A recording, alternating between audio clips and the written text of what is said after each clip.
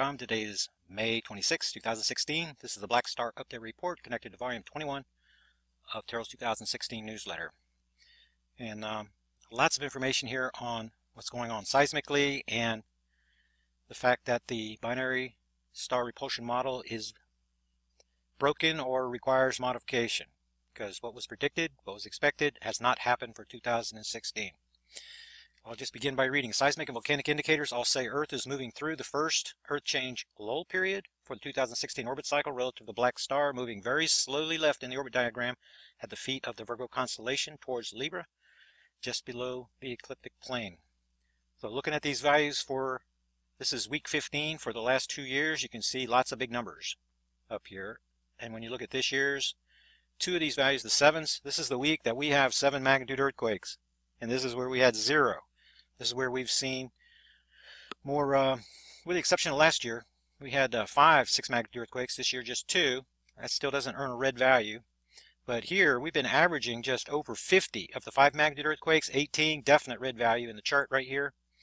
And the 2.5 to 4 magnitude earthquakes, they are way below where they usually are. Didn't quite earn a red value there. And when we come down and look at the chart, you can see more and more red is filling the board here, the seismic chart, and couldn't really give this a red value, just decreased by 1. It's the indicator quakes are saying that things are just about the same.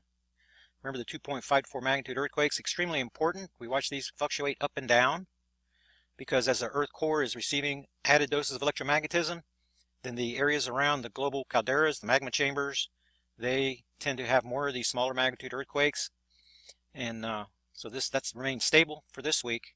Looking at this chart, this is what kind of struck me with the 5 magnitude earthquakes since week 10. Note the steady decline that we're seeing here. And when you go back and look historically, this just does not happen. Usually we have a high number and then we will dive down and get a low number and then a bounce. There are no bounces here.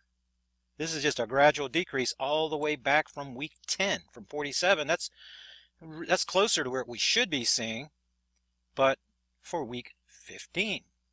The biggest value should be right here. That's what we've seen historically. So I may seem that this is a new addition. This is something to try to illustrate more. This is what was going on for week 13, 14, and 15 for 2014. And you can see all the big numbers here. 17 6 magnitude earthquakes, and that was just a 19-day period here.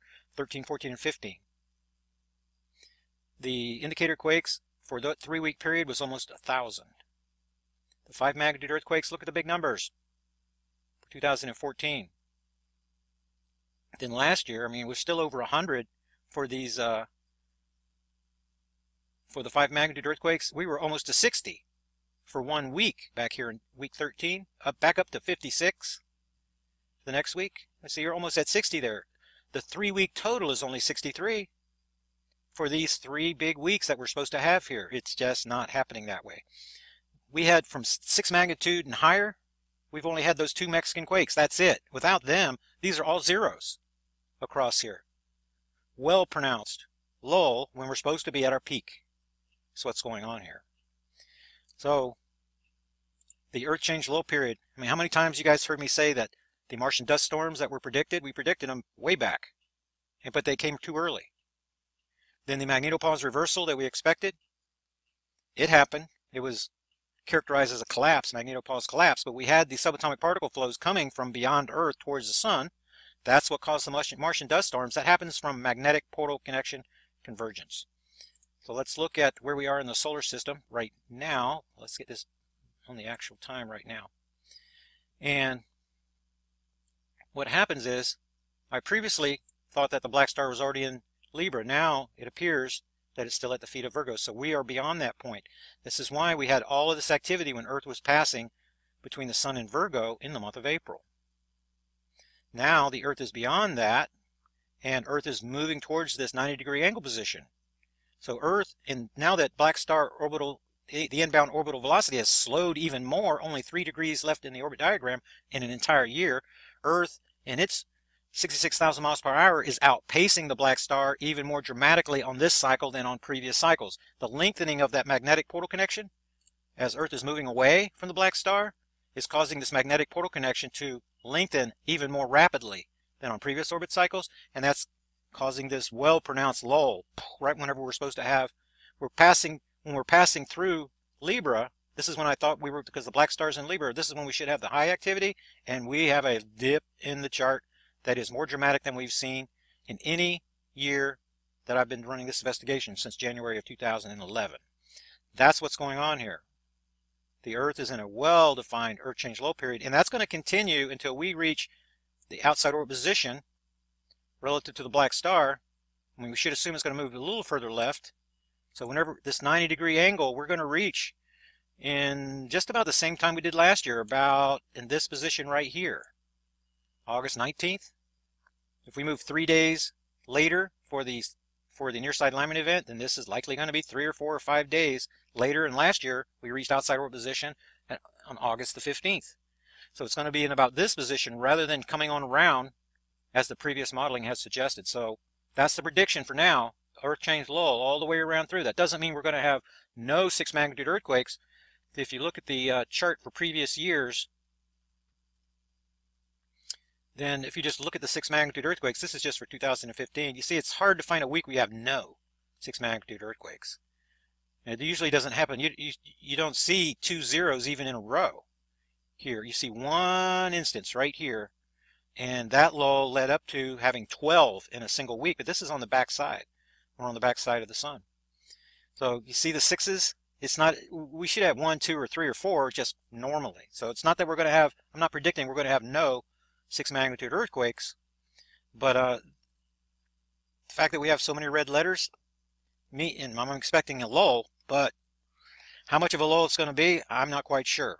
What I am looking at whenever I'm looking at the seismic data for the last week is something I haven't noticed on previous orbit cycles, is these 2 lines running horizontal, running down. This is the origins. This is where everything begins. With each Earth orbit cycle, it kicks off over here first, and then those pressures shift over in our direction over here in the Americas. So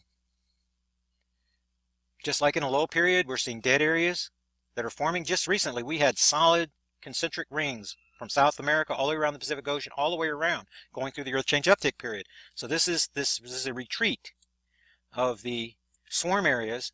They're getting smaller, which that's typically what we see going through the Earth change low period. This is more evidence. The pattern is saying that we are going through an Earth change low period. However, at the same time, proliferation of what was the Baja California quake swarm area, this new line of activity from Texas running up through Seattle, pointing at Cascadia, this line, the separation of the plates right here, this appears to be volcanic and seismic. Remember that the tectonic cascade away from the North American craton, these plates are wanting to move towards Solomon Islands since February 6th event over in this area. Crack the tectonic plate in 2, cascade began this way. During the uptick periods, this gains momentum. And my view is opportunity for slippage is happening in here because of the separation of the plates. It doesn't take much separation when you have these plates that are not moving because they're pressed together so tightly.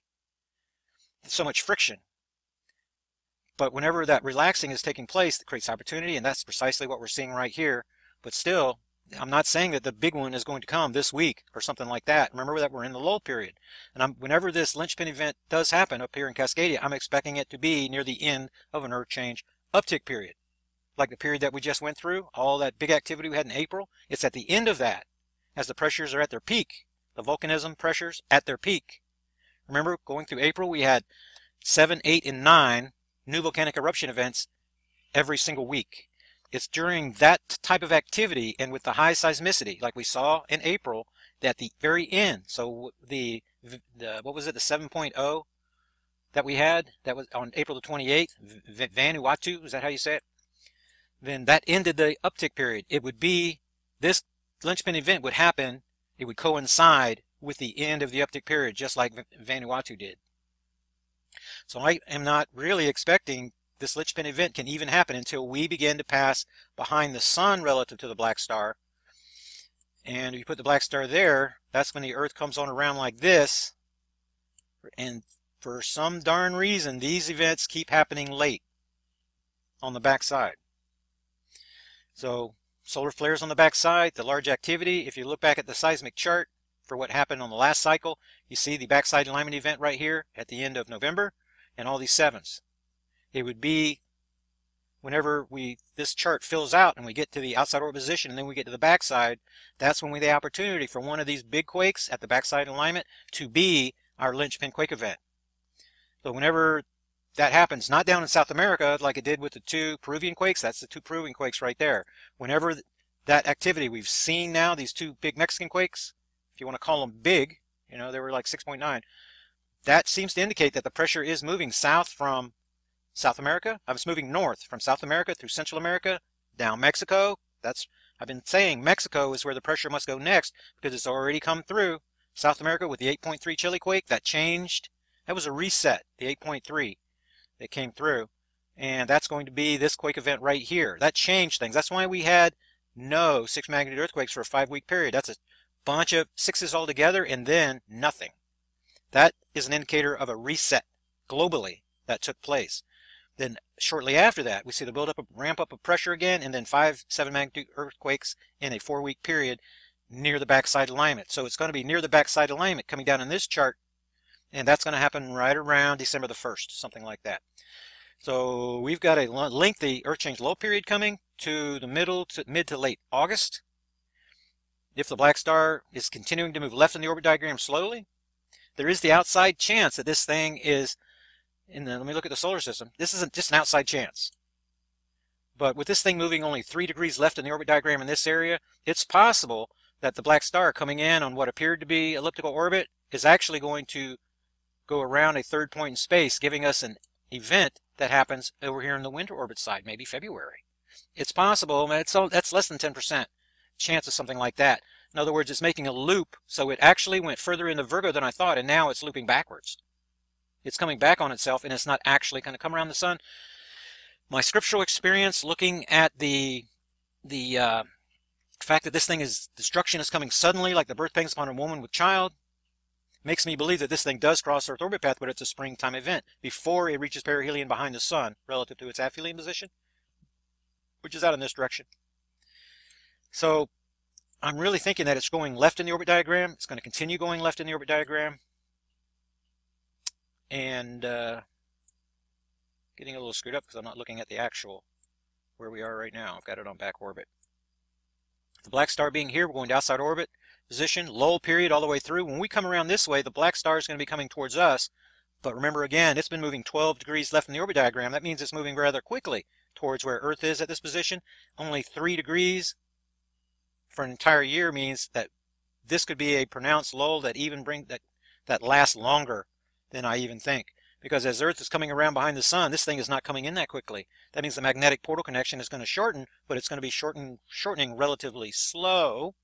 And Earth has the ability to maintain equilibrium even easier each time it expands and contracts. Expands and contracts. We just went through the expansion period. Now we're going to go through we just went through the uptick period, which is the expansion period. Now we're going through a contraction period right here. But with cycles for the last 5 years, that expansion and contraction is making Earth able to maintain equilibrium even easier. So this uptick period coming up to the backside alignment might not be as well defined as it has been previously either. So there's a lot of things that I'm watching. The Earth is testifying. It's the primary witness in this case. And I just have to listen to what the Earth is telling me. That's what's running the investigation. That's why there's so much focus on the seismic chart. That's why there's so much importance on the number of new volcanic eruption events, the Earth relieving the pressure. Pressure builds up, it's got to go somewhere, new volcanic eruptions. The number of them each week, it's on a scale of 1 to 10. We've been in the 9s in April, now we're down into, well, I'll show you what we had for this week. Get on down here. Past the seismic stuff, only 3. We only had 2 last week. I went back to 2014, for week 15, we had 9, just like we just went through April. We had 9 new volcanic eruptions. That's what we get whenever the N, you see the N in my charts? When I get near that near side alignment event, we are at the closest point to the black star. The magnetic portal connection between the black star and the Earth is shorter when we're on this side of the solar system.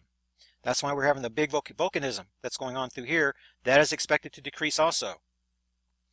But then again, there is something changing globally. This seismic volcanic dynamic shift is taking place in 2016. Definitely it's taking place.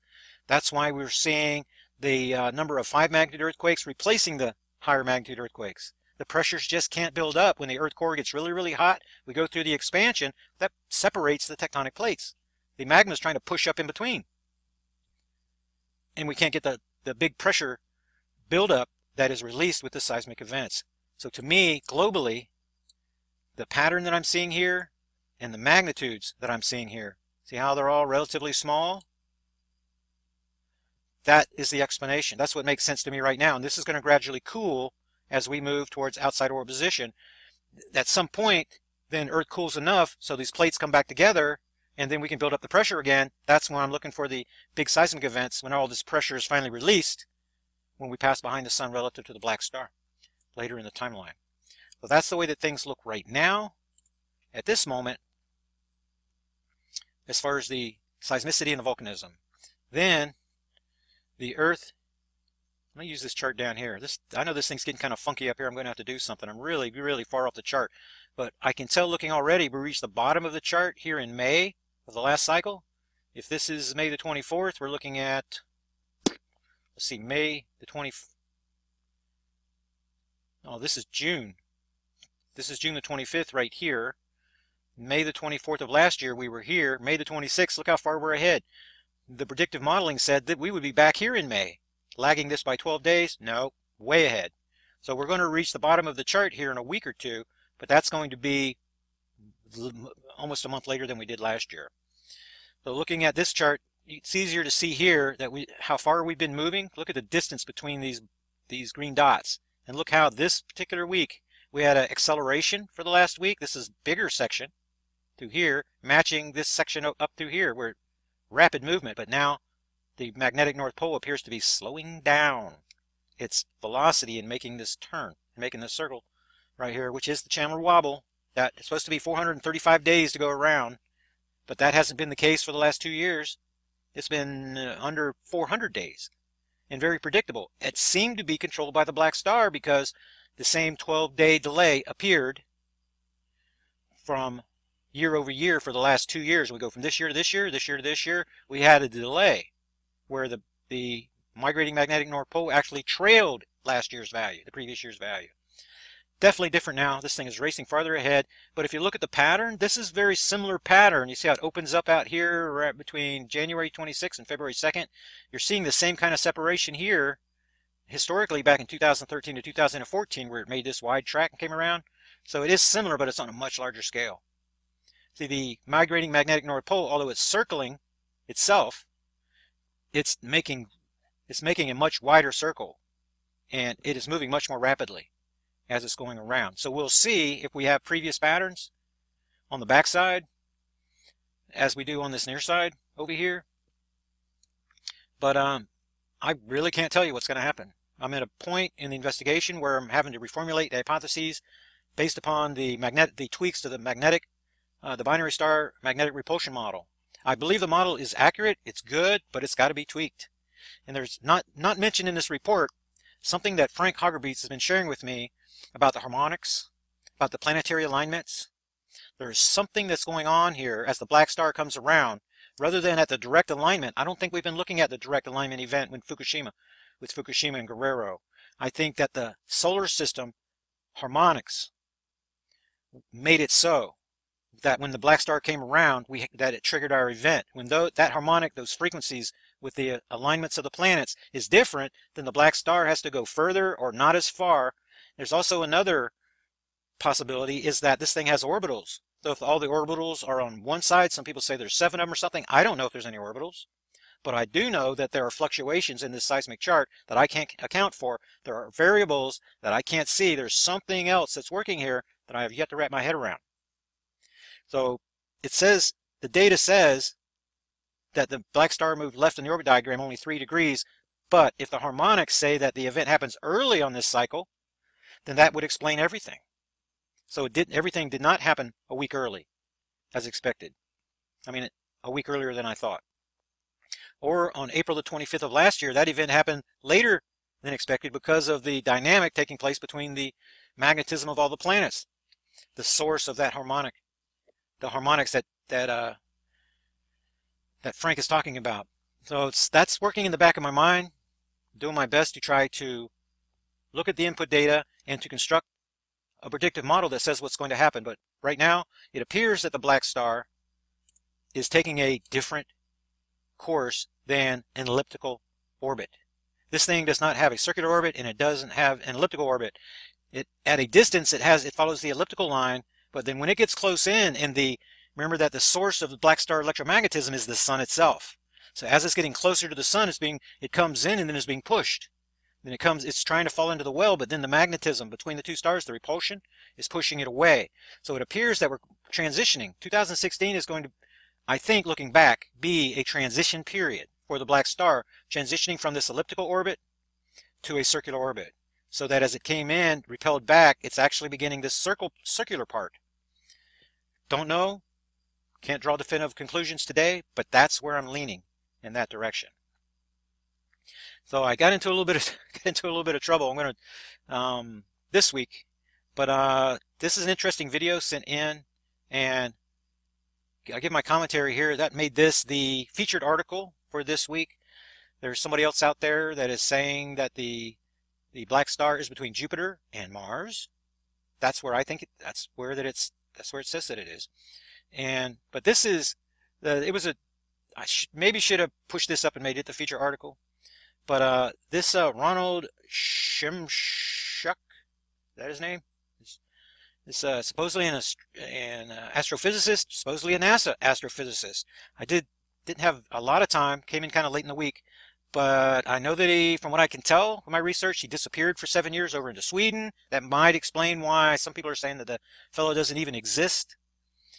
But there's I put this information down here, and someone's Bones interviewed this guy, and some of the information in there I found to be disinformation, like it's being covered up by the chemtrailing and things like that. And from my own research, I know what I've made the connection. What the chemtrailing is about is introducing nanomaterials into us so that we can be managed and controlled. That's really what it's about. And then there's a real-world simulation going on. Artificial intelligence is in charge, and they are trying to get your stimulus, your input data for their human hosts. They are piping that straight from you to them, from heart rate to respiration to the way you react to things, so that eventually they can reverse that flow and give you stimulus from the real world host. Ooh, pardon me. Explosive sneeze there. So I read the information and offered this reply. I went to Stephen Olson's site and said right off, I would love to support the Steve Olson in the YouTube channel, and I actually subscribed to his channel earlier, and then got some flack from some of my subs that were saying, "Hey, look at this video, look at this video, look at this video." Lens flares, sundogs, all kinds of stuff being represented as Nibiru, which is typical for a disinformation operation, a desensitizing operation.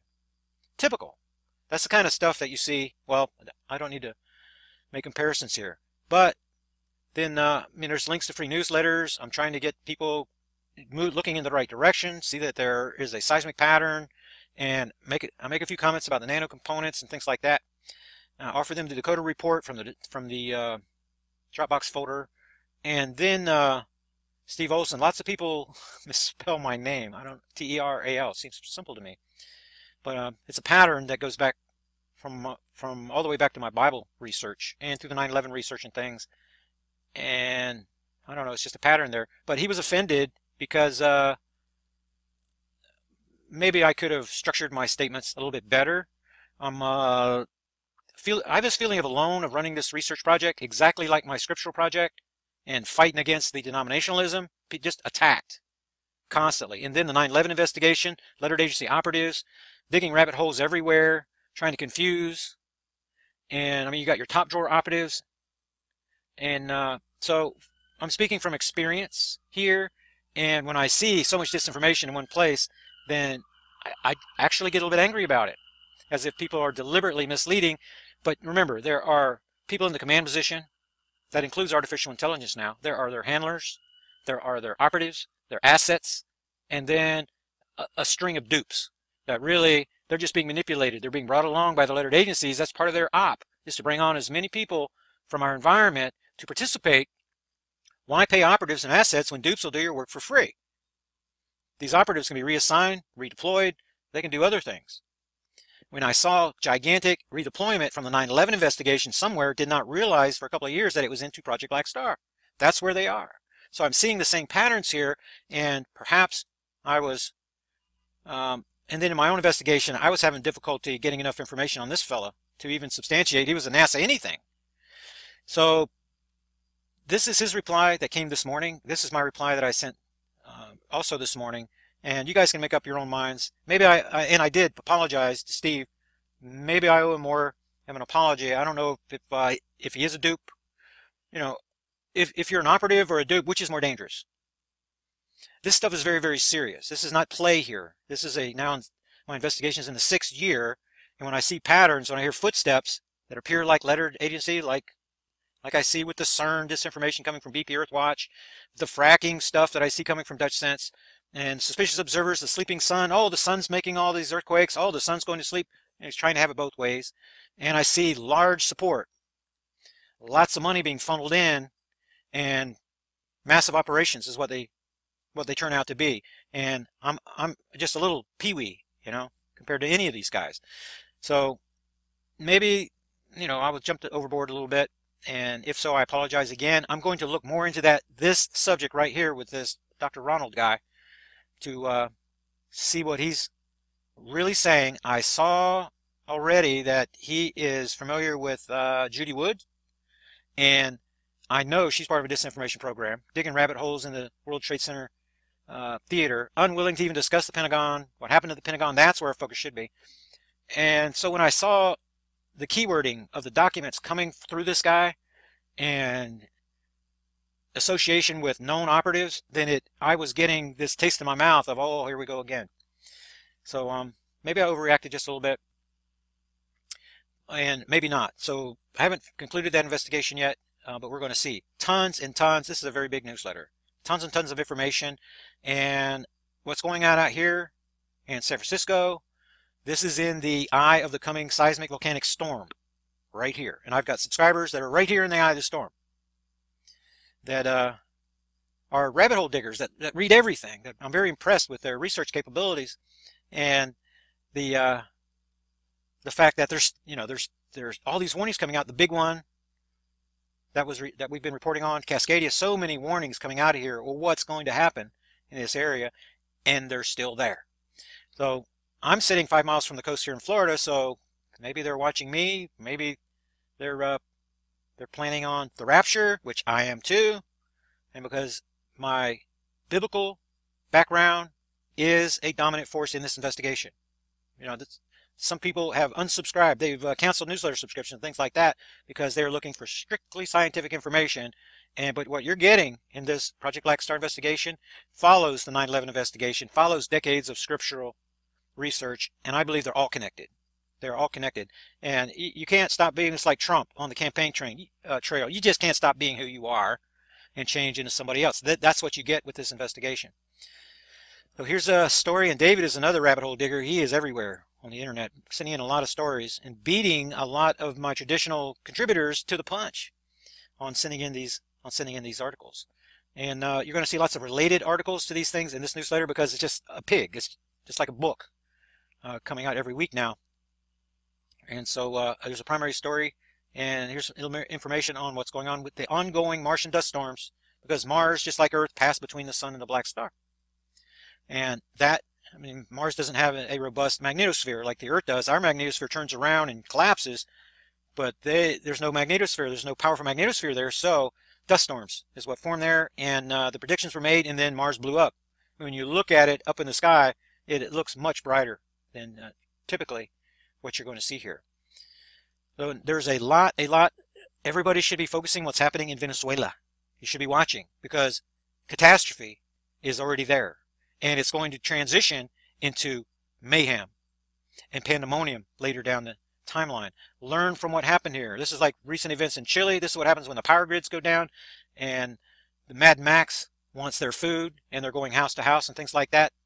And I see these things, these images that you're seeing. This is what's coming to the western United States. This is why Jade Helm 15 exercises took place already, and why they're having these FEMA exercises right now. And this is what I mean. Lots of related stories underneath this one about Venezuela, and there's a no-win situation as the beast prepares at home and abroad. Lots of information here about troop movements, about what our military is doing, and how they, Camp FEMA, largest camp in America, has training exercise. I'm telling you, it's important to go through and look at this information. Pardon me. Secret midnight military drill near the Amtrak death camp. Indiana raises concerns. And lots and lots of information here. This, to me, we're looking at sleeper operations. The sleepers are the people not going to the underground ARC cities, but they are close to our government people, the Council on Foreign Relations, the CIA out of Denver, the CIA out of Langley, the lettered agencies that are working under the public government, the CIA in Washington, D.C., our National Guard, our military. So we have operatives, military operatives, National Guard operatives, some of them going to the underground ARC cities, members of Navy intelligence, for example, but not members of the Navy. And so the people that aren't going are the sleepers. They are standing right next to people, the elite, with the cards that are going to the underground ARC cities, but they have to be dealt with. If they wake up, the Civil War starts and it ruins everything for the elite. So these people that are the sleepers must be oriented. They must be trained for deployment into harm's way. They're going to be pushed right in front of us when the crap hits the fan so that the people neutralize the threat for them. They're going to be so engaged with us. This is part of the elite failsafe plan. I believe happens 60 to 90 days before the actual quote-unquote event, the geological pole shift event, that allows the elite to slip away. We're so busy with our power being out, with the contagion I believe is coming, with quarantine, with the National Guard, with we're in each other's way. We cannot get to our safe zone locations. And then these sleepers are taken out trying to deal with us. That's the way that I see it. There is no military force on the planet able to deal with Americans that are well armed whenever the crap hits the fan. There is no military force capable of doing that. Far too many lone wolves hiding in plain sight right in front of us. Right in front of the sleepers. In our general population. Lone wolf is everywhere. And they cannot even recognize. Artificial intelligence works diligently to try to flush them out, but they are hiding in plain sight right in front of us. And these are the people, the Jason Bournes that are in our environment, that are going to see the mistreatment of the American people when it happens, and they are going to self-deploy. So there are many, many factors that are going on here. This is the bigger picture, in my view, of what's going on. This is from Stargazer, and he runs bendedreality.com right here. This is his major stories for the week. It appears just below, at the bottom of the featured section, and just above the top stories of the week. What's going on here? And this is interesting to me that Dutch Sense found a supervolcano up near the North Pole. He named it Mount Dutch, and then he came under a lot of criticism. Because like he says, I've watched both of the videos. Here's the apology video right here, the link here. He's apologizing for doing what the establishment scientists and the educators are supposed to be doing. So whenever people run out in front and show and point out things like that, I feel like that's what I'm doing with magnetic portal connections and things like that, and converging connections causing the massive solar flare activity. Very predictable pattern. But nobody pays very much attention to what I'm doing. Dutch Sense has a lot of subscribers, so he makes a bigger wave when he makes statements than I do, than I ever will probably. And so he's coming under a lot of criticism. And actually, I'm liking Dutch Sense, even though the quake depths for the Oklahoma quake swarm area are now reaching beyond 5, 6, 7, 8 kilometers. As I've been saying, that's going to happen. There is no explanation he's ever going to give for a fracking well that goes down 1 mile or 2 miles affecting anything at 8 kilometers. The crisscrossing of the substrata forbids that type of activity. It's impossible to create an event on the surface that goes so far deep down into Earth's crust. It's just really impossible. Eventually, hopefully he realizes this is a global thing. The seismic pressures are shifting from Indonesia over to America. That's what's going on. He sees that pattern, part of the pattern, but as soon as he gets anywhere near America, then it's fracking. That's so I have a little bit of difficulty with that. Look at how Utah gets their 4.1 over there. That's a big quake for Utah. That's another indicator that the seismic pressures are indeed shifting over to the United States. So I want to give you a little look. I'm already at 40 minutes here, and this baby has to upload. So I'm going to have to go, and you guys will catch me on the next Black Star Update Report. Last week's radio show is right here, and after the radio show ends at 5 p.m. Eastern Time, then I will re-upload this newsletter, and it'll have a 5:26 right here. That's today's radio show that I'm about to do over at Revolution Radio. So see you guys on the next Black Star Update Report. Got to run and upload this. But before I go, what am I doing? Then there were no new subscribers for last week to the newsletter. Not so this week. Let me get back up here. I'm not going to let me get back up here to my report. I'm not going to end the report without making mention of the newsletter subscribers. Project supporters for this week include Janine, Mike, and Stuart, who subscribed to Terrell's 2016 newsletter at terrell3.com. To receive full subscriber benefits for the life of their subscriptions. Now they have my Gmail account address. They can write me. They send their questions, comments, ask for threat assessment, contingency planning, $25 a year. Then also Mary was all by herself in week 21. Now she's been joined by these other supporters, and she renewed her subscription from previous years. And Mike and Randy's all excited. She's got a new job, making more money for less work. And she's doing the happy dance thing. And Mike, I hope to get an update here real soon. He's getting ready to have a surgery for the funny condition that he had that appears to be venomous. And they're treating with antibiotics. I'm kind of scratching my head. And we'll see. Hopefully we'll have a report, an update. Appreciate your prayers for Mike, who's been having trouble lately. And you can get more information on Project Black Star. You can subscribe to the newsletter, support the research at terrell3.com. And I'll see you guys on the next Black Star Update Report. Catch you then. Hello YouTube and newsletter subscribers, this is Terrell from terrell3.com. Today is May 26, 2016. This is the Black Star Update Report connected to volume 21 of Terrell's 2016 newsletter. And lots of information here on what's going on seismically and the fact that the binary star repulsion model is broken or requires modification, because what was predicted, what was expected, has not happened for 2016.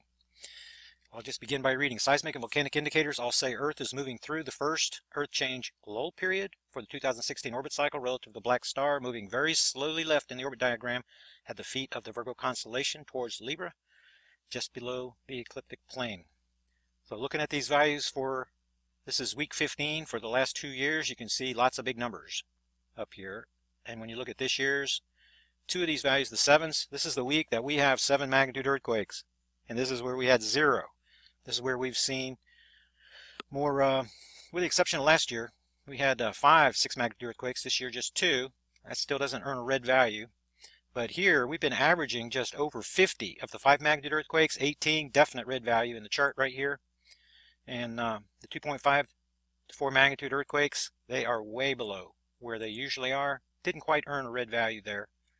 And when we come down and look at the chart, you can see more and more red is filling the board here, the seismic chart, and couldn't really give this a red value, just decreased by 1.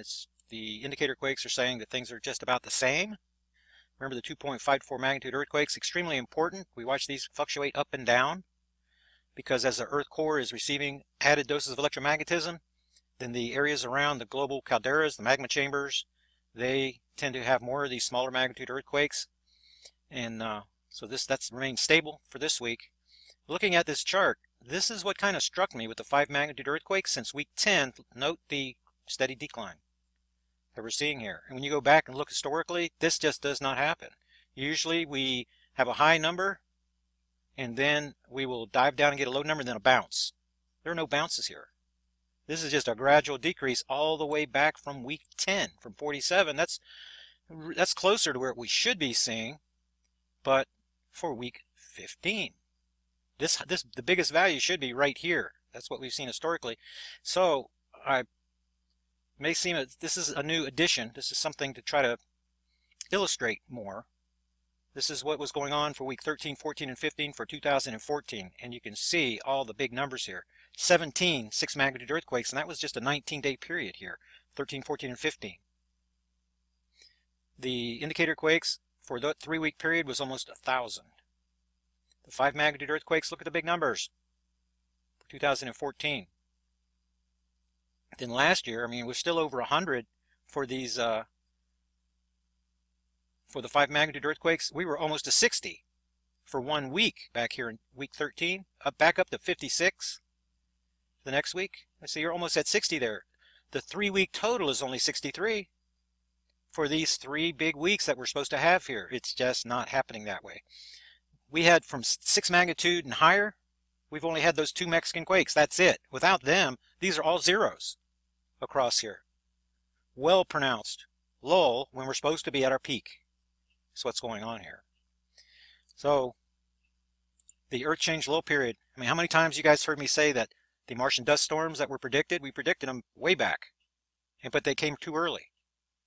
Then the magnetopause reversal that we expected, it happened. It was characterized as a collapse, magnetopause collapse, but we had the subatomic particle flows coming from beyond Earth towards the sun. That's what caused the Martian dust storms. That happens from magnetic portal connection convergence. So let's look at where we are in the solar system right now. Let's get this on the actual time right now. And what happens is, I previously thought that the black star was already in Libra. Now it appears that it's still at the feet of Virgo. So we are beyond that point. This is why we had all of this activity when Earth was passing between the sun and Virgo in the month of April. Now the Earth is beyond that, and Earth is moving towards this 90-degree angle position.